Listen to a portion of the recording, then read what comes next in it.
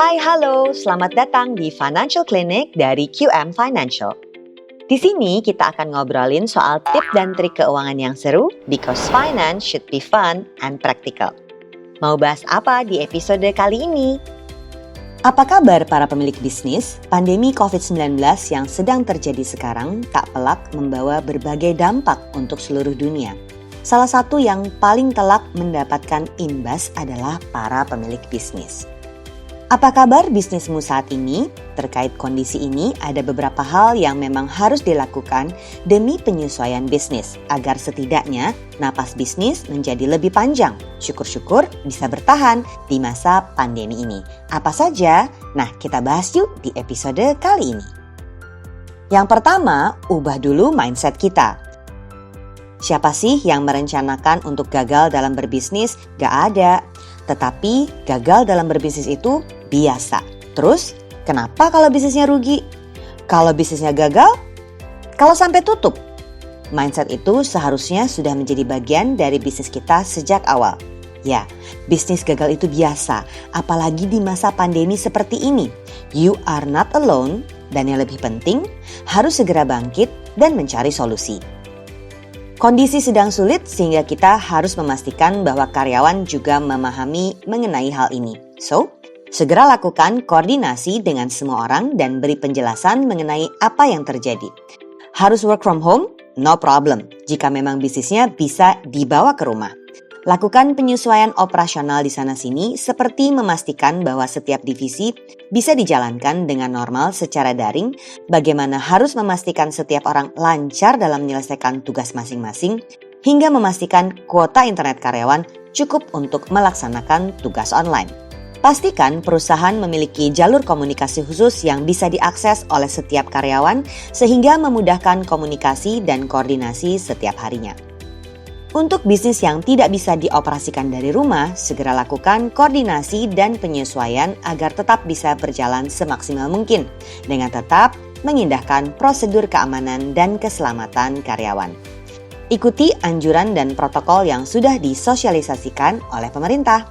3. Bisnis dalam kondisi normal akan berfokus pada growth atau pertumbuhan. Namun bagaimana jika kita sedang dalam kondisi tidak normal seperti sekarang? Tentu harus ada yang disesuaikan.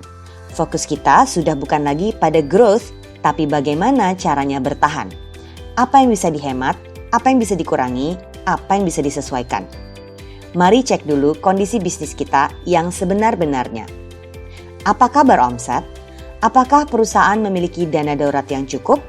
Lakukan perhitungan secara cermat, mulai dari berapa lama karyawan bisa tetap digaji dan juga perhitungan produksi.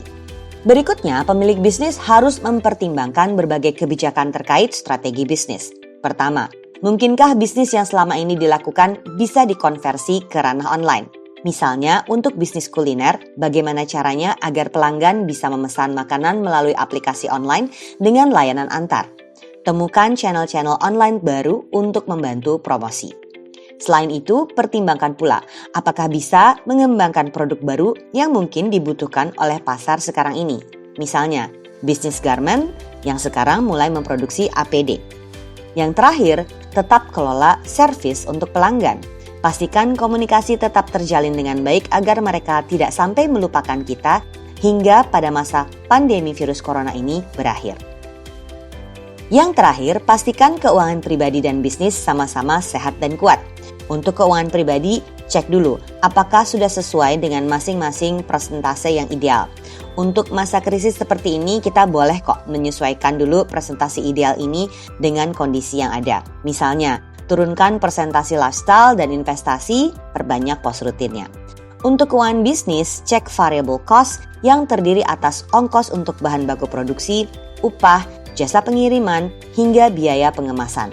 Juga cek fixed cost-nya yang terdiri dari gaji, asuransi karyawan, sewa gedung, biaya listrik, air, telepon, tak ketinggalan cek kewajiban berupa pajak.